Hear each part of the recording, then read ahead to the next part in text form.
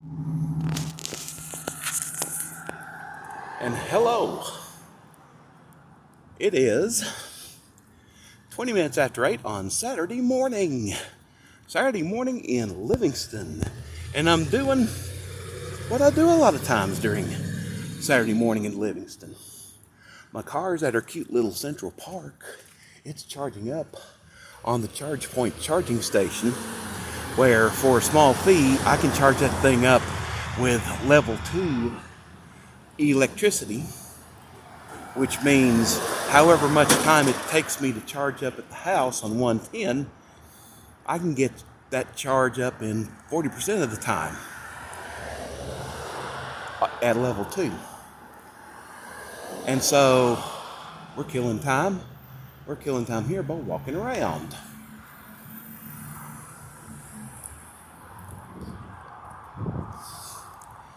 And what we're doing, or what I thought about doing, my first destination on foot was a yard sale at a public shelter that we use for yard sales. Checked things out, saw a couple things, didn't buy anything, but was tempted. Might even do it later, I don't know. But what I thought we ought to do now, maybe make another video about that local radio station.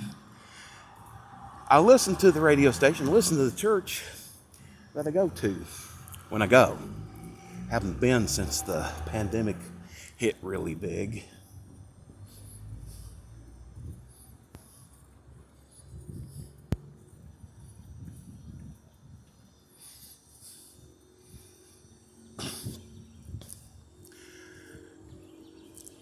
Now, like I said, in a former life, I used to make my living talking on the radio. And one of the last vestiges of my career in radio was tied up in that broadcast. I did the intro and the outro for our church radio broadcast, and that thing played for years and years and years and years and years. Until just recently, when StoneCom came in full force. The radio broadcast is still on the air, and it's still on at the same time, but they got one of their own people to cut the intro and outro, and so I'm done. Totally done on radio.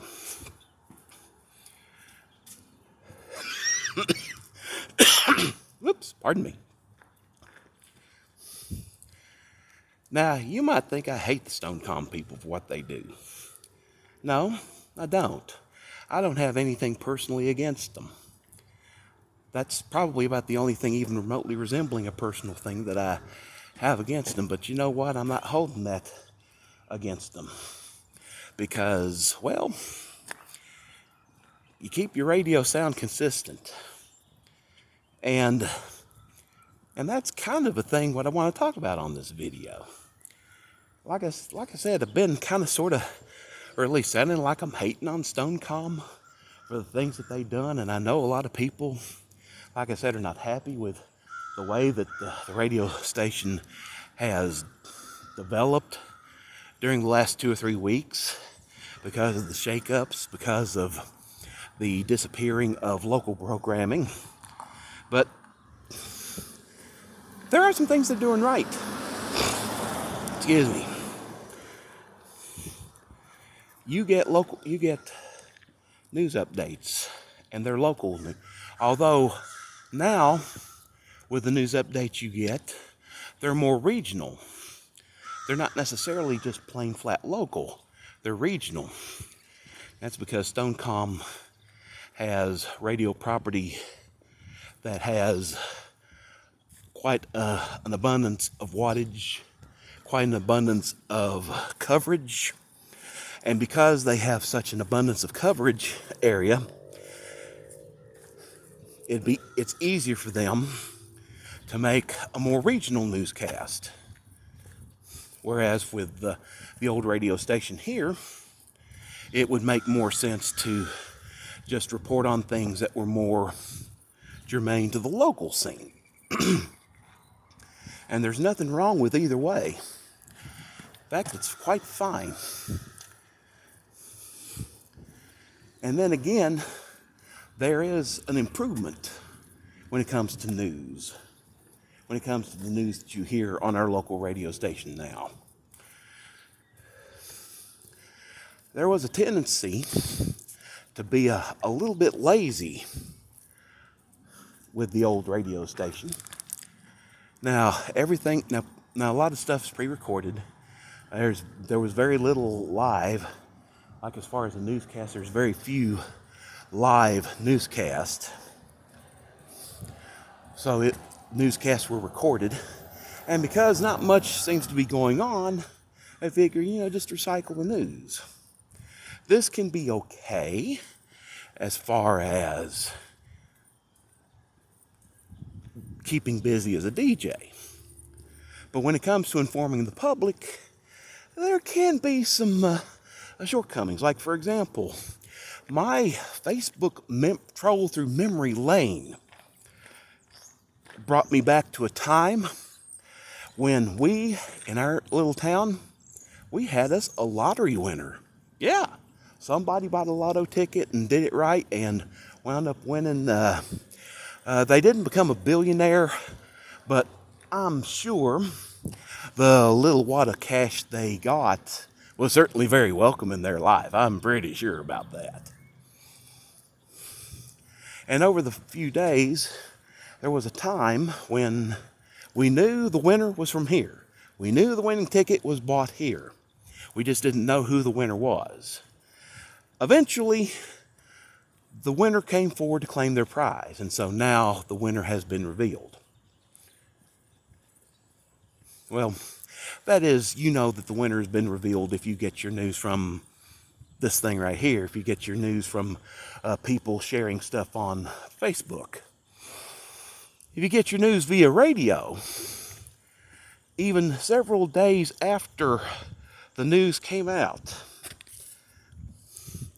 that the winner of the lotto had come forth to claim their prize, because the radio station was doing the lazy rinse and repeat of local news. The radio station news was still reporting that the winner has not come forward.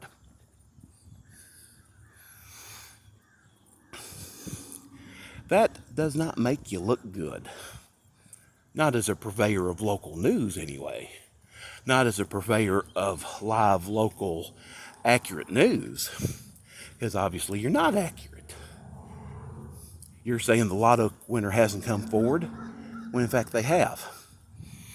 And and another thing that really disturbed me about that practice is you have an inconsistent sound.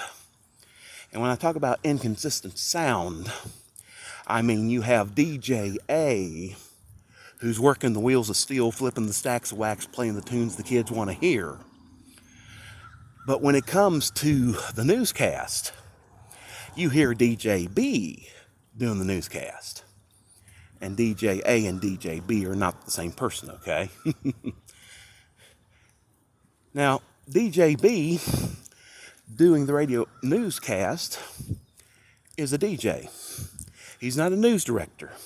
He's not a news reporter. He's just a DJ. So you kind of get the impression that a more professional sound would be obtained if the DJ who was working the board was the one doing the news. After all, it's called Rip and Read for a reason. So you have some consistency. Now, so as far as StoneCom, they are giving you a broader scope of news, and they're giving you more up-to-date news.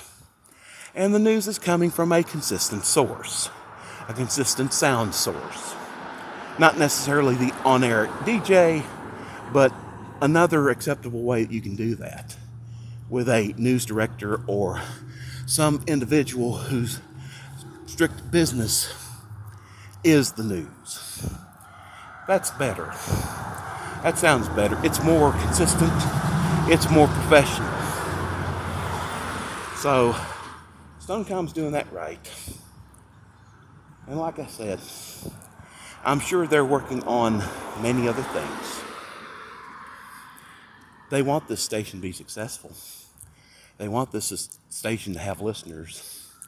They want that because they want to be able to sell this radio property to advertisers. And they want to offer it as a plus, not as a detriment, not as something you have to take. They want a good product, and there's nothing wrong with that. In fact, I'm an insane person. I am an insane person that believes that you can have great quality of broadcasting, but you can still do it in a way that has a genuine hometown feel. I believe you can do it. It's not an either or. You can have it both ways. I honestly believe that. Like I said, I'm insane. I don't know, maybe I owe that to Jay Joyce and Ed Fryer. Because way back on a spring quarter, I think it was a spring quarter, during my misspent early 20-something years at Tennessee Technological University, I went into the WTTU DJ class. And it was during the day when Jay Joyce and Ed Fryer were teaching the class. And they were even more insane than I was. We were not a college radio station during their tenure. We were a top 100 station. Just happened to be located on a college campus. We played top 100 format, and professionalism was stressed. Utter, total professionalism, as high as you possibly can get it. And actually, that's fantastic. Especially if you are a mutant who's actually able to parlay that college experience at the old radio station into a career in the real world. I think I heard somebody describing college radio, and this is a paraphrase, or it's how I'd do it. It'd go like, well, that was wretched puke and drivel with I hate mom and dad and the USA. And after a poorly stumbled through PSA and 10 seconds of dead air, we'll have more absolutely positively dreadful music that only drunken college students can care about. So it kind of makes sense that professionalism, as far as radio presentation goes, is probably not high on the priority list. It's more like communication. It's seen like, I can play whatever I want to, and I'll play whatever I want to, and it'll express me and what I believe in and what I think and what I say, and it'll be fun.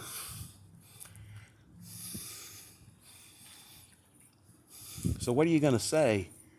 But what are you going to say if you actually get a radio gig because you can run radio and there's a big old bunch of dead air when there was supposed to be something? And program manager comes in, or maybe the station manager comes in and says, you had dead air. Why did you have dead air? And they're getting onto you about that. So hats off to Jay and Ed for teaching us to be professional. I can't say I took it to heart, except for when I got out into the real world, but anywho, just a salute to them. And like I said, professionalism. Professionalism is great because it makes you sound great. But I believe you can have hometown feel with professionalism. I don't think hometown feel has to sound like a cluster. I don't think hometown feel has to sound exactly like just idiotic hokey stuff. I mean, there's nothing wrong with being homey. Homie is fine. Homie's fine. Crappy ain't.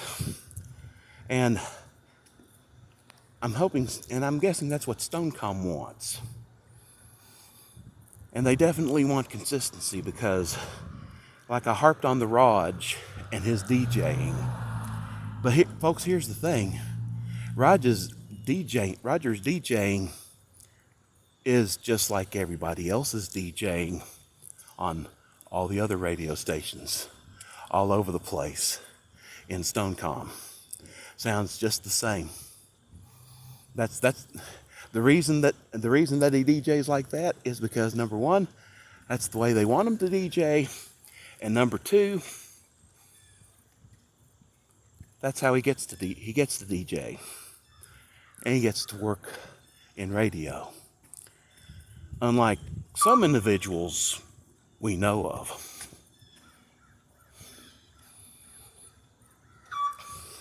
Well, anyway, like we said, we may not be happy with some of the things StoneCom's doing, but StoneCom is doing some things that's right. And like I said, we don't want them to fail.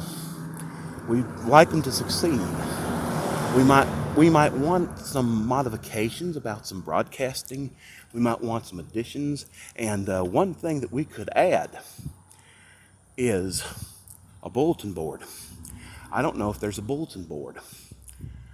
Because because a lot of, and by the way, this goes back to the old days, a lot of the quote-unquote news that was running on the newscasts is stuff that would be more appropriately placed on a bulletin board or a community announcements kind of a broadcast.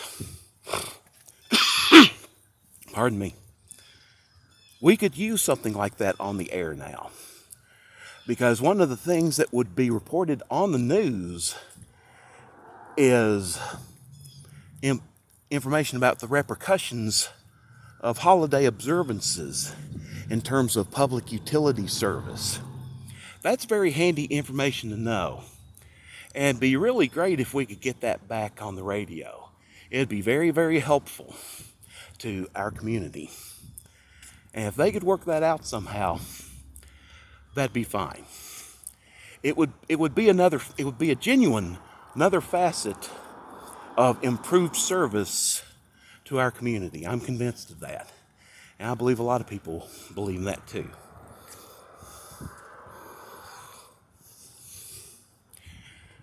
Well, I guess that's really all I have to say about the radio biz now.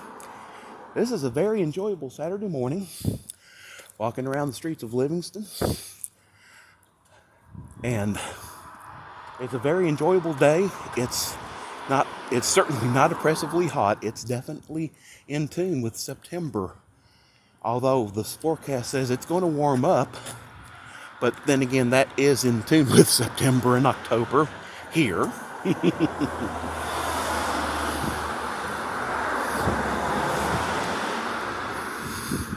I'm sure my little walking man on my Samsung smartwatch will have a happy report for me that I'm walking. And I imagine this Saturday will be a Saturday with a full heart. And when I say a Saturday with a full heart, again, that's a reference to my Samsung watch. It measures fitness goals using a heart. Like your Apple Watch uses circles, where your object is to complete a circle in terms of being up and being active, in terms of exercising, in terms of working out.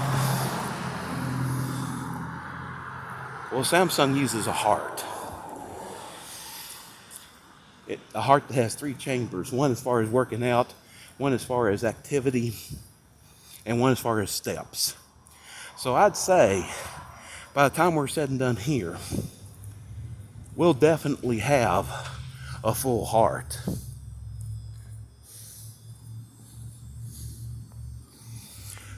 There's a beauty shop here. Just past it. It has a sign on the door that says, if you're experiencing symptoms, please reschedule your appointment. Couldn't agree more, sweetheart. Couldn't agree more. Well, I'm going to end this thing here. I've been yapping long enough. And again, Like I said, wanted to make this quick little video. It's third in what, I don't know, hopefully will only be a series of 3 videos that we're making about our new radio station, or our new radio station owners here in our little town. And this is a necessary thing because they do need some props. They do need some props because they're doing some things, and they're doing some things right. They're doing some things that needed to be done.